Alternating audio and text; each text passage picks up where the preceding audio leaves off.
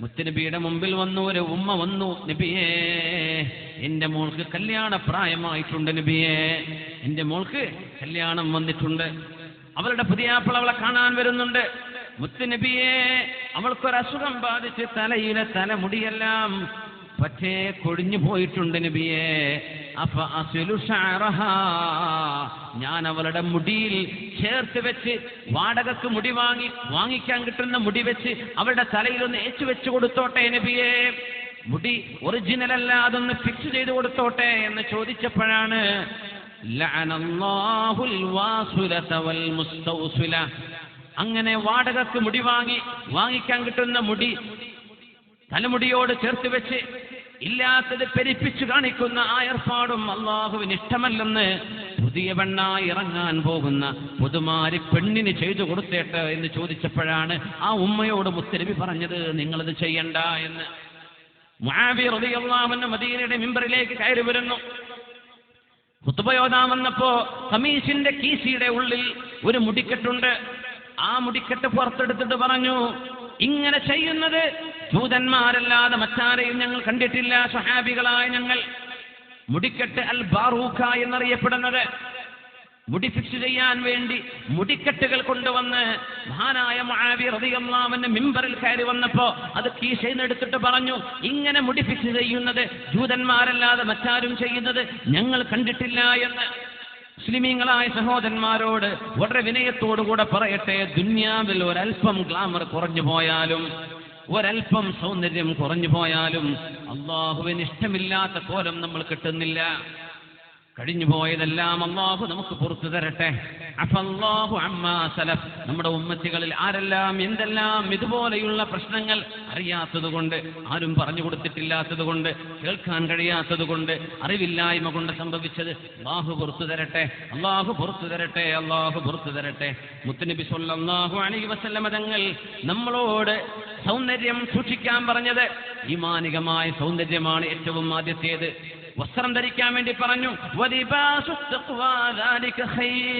തഖ്വയുടെ വസ്ത്രമാണ് നിങ്ങൾക്ക് ഉത്തമം. യാത്ര പോകുമ്പോൾ ഭക്ഷണം കയ്യിൽ കരുതണമെന്ന് പറഞ്ഞു.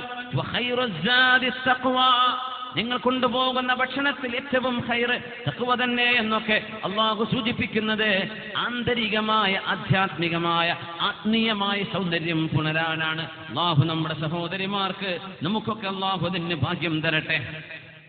وعد الله المؤمنين والمؤمنات, സഹോദരന്മാരെ എന്നോട് നിങ്ങളത് വെറുപ്പ് വിചാരിക്കേണ്ട. ഇത് അള്ളാഹുവിന്റെ നിയമമാണ്. മുത്തുനബിയാണ് ഇതൊക്കെ പറഞ്ഞത്. ഇത് പഠിപ്പിച്ചു തരേണ്ടത്, പറഞ്ഞു തരേണ്ടത് പണ്ഡിതന്മാരുടെ, ഉപദേശിച്ചു കൊടുക്കുന്നവരുടെ, വാദ് പറയുന്നവരുടെ, ദാഇമാരുടെ, മുഅല്ലിമീങ്ങളുടെ, ഉസ്താദുമാരുടെ, രക്ഷിതാക്കളുടെ ബാധ്യതയാണ്. അള്ളാഹു നമുക്ക് അള്ളാഹുവിന്റെ ഇംതിസാലു അവാമിരി വജ്തിനാബു നവാഹി, അവൻ നമ്മളോട് എന്തൊക്കെ ചെയ്യാൻ പറഞ്ഞോ അത് ചെയ്യാനും, എന്ത് വേണ്ടെന്ന് പറഞ്ഞിട്ടുണ്ടോ വേണ്ടെന്ന് വെക്കാനും അങ്ങനെയുള്ളൊരു മനസ്സ് അള്ളാഹു നമുക്ക് തരട്ടെ.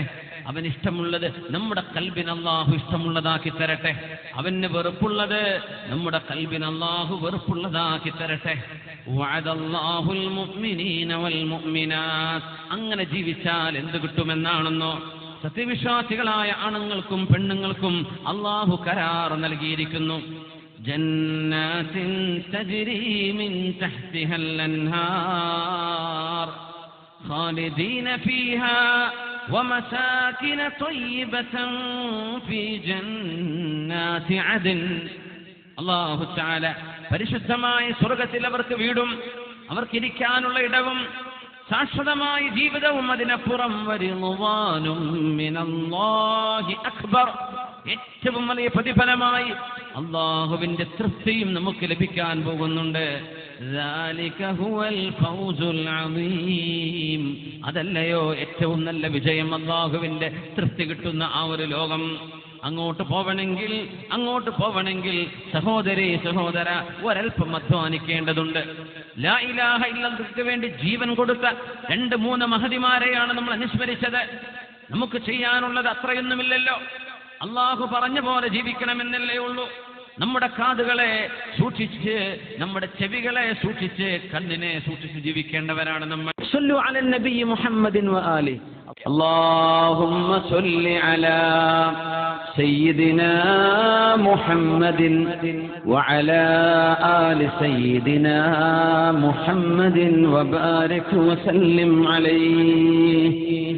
اللهم صل على سيدنا محمد وعلى آل سيدنا محمد وبارك وسلم عليه. ഒരുപാട് സ്വലാത്ത് നമ്മുടെ ഹബീബിന്റെ ഹളറത്തിലേക്ക് എത്തും. അള്ളാഹു എത്തിച്ചു കൊടുക്കട്ടെ, അവിടുത്തെ അള്ളാഹു സന്തോഷിപ്പിക്കട്ടെ.